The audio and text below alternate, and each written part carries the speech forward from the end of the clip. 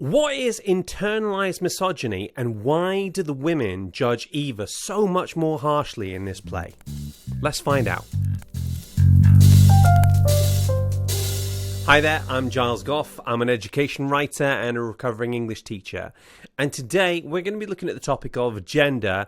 Let's look at what the situation was like with gender relations back in 1912.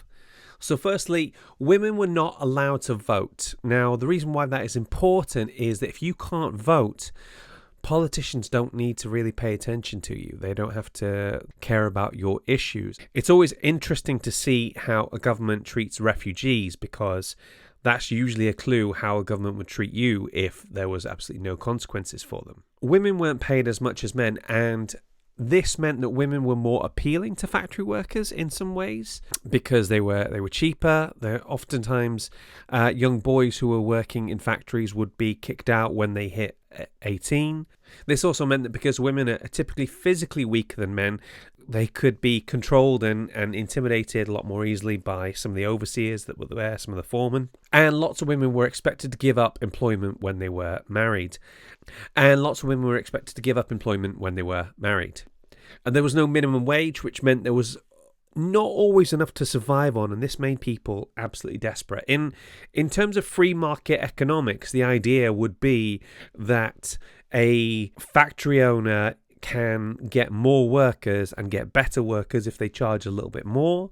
However, if they pay a little bit more, sorry. However, what you would often find is that they'll pay as little as they can physically get away with. Now, Mr. Birling tells us they wanted the rates raised so they could average around 25 shillings a week. I refused, of course.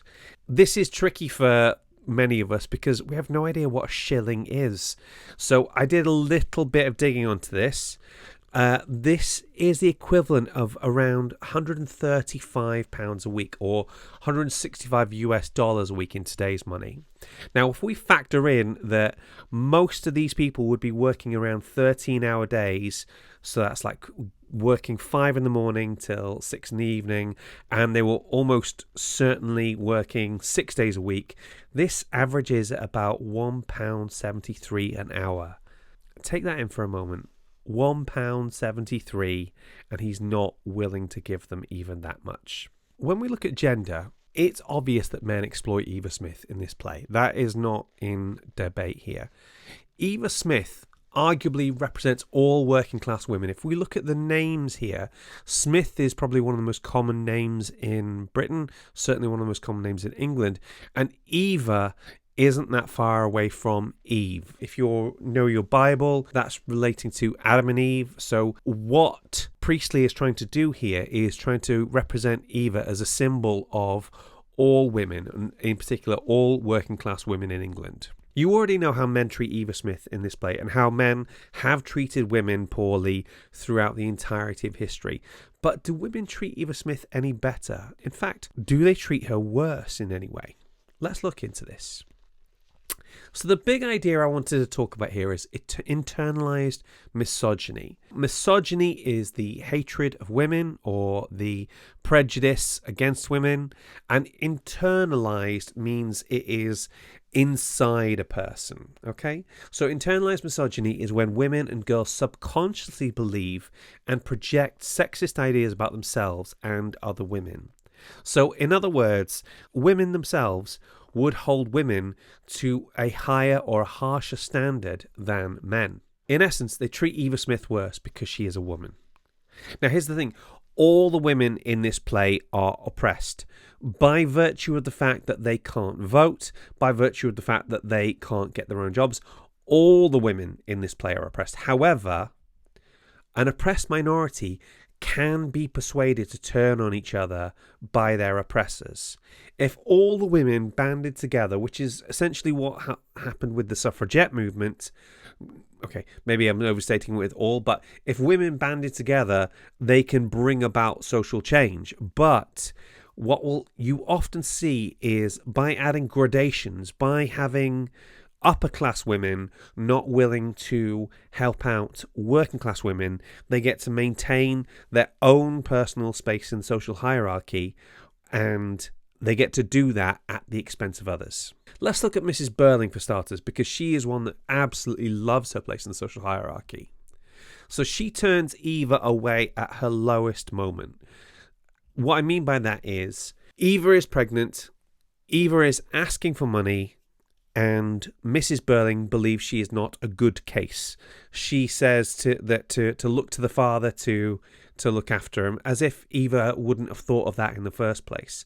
And this means there is no plausible deniability. Mrs. Birling knew that by refusing that aid, it would have a material impact on Eva Smith and the child she was carrying. Did she know that Eva would take her own life? No, but she knew bad things would happen. Now, in modern terms, what Mrs. Birling is doing is slut shaming. That's what we would call it now. It is when you persecute a woman for having sex in some way, shape or form outside of marriage.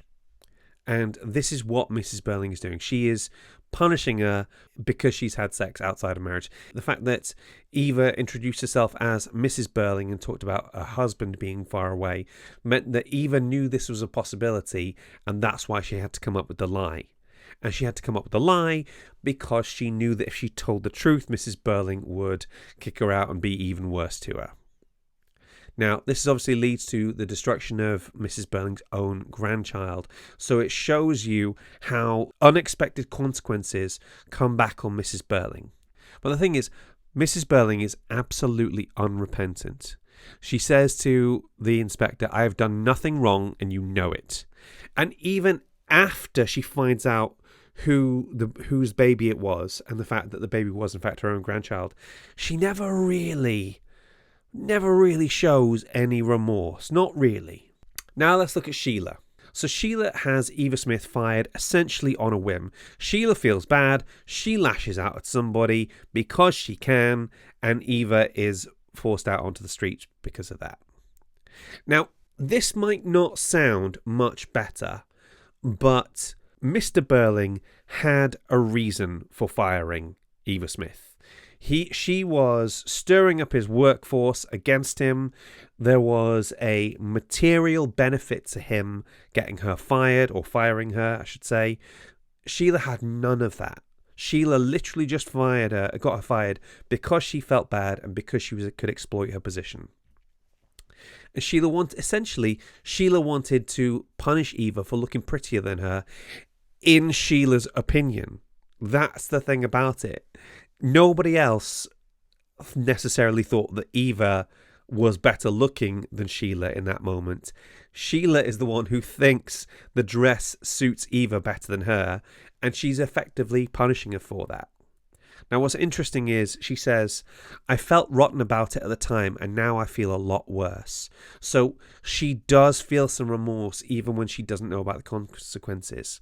But then it says, did it make much difference to her? And obviously, we know it did. The whole point of this play is showing the domino effect of treating somebody badly.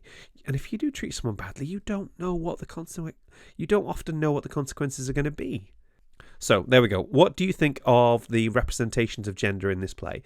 What do you think about how I described internalized misogyny? Is there anything I missed? Anything I got wrong? Let's talk about it in the comments. I hope that has proved useful and that's given you something for your essays. Please click like and subscribe, and I'll see you in the next video.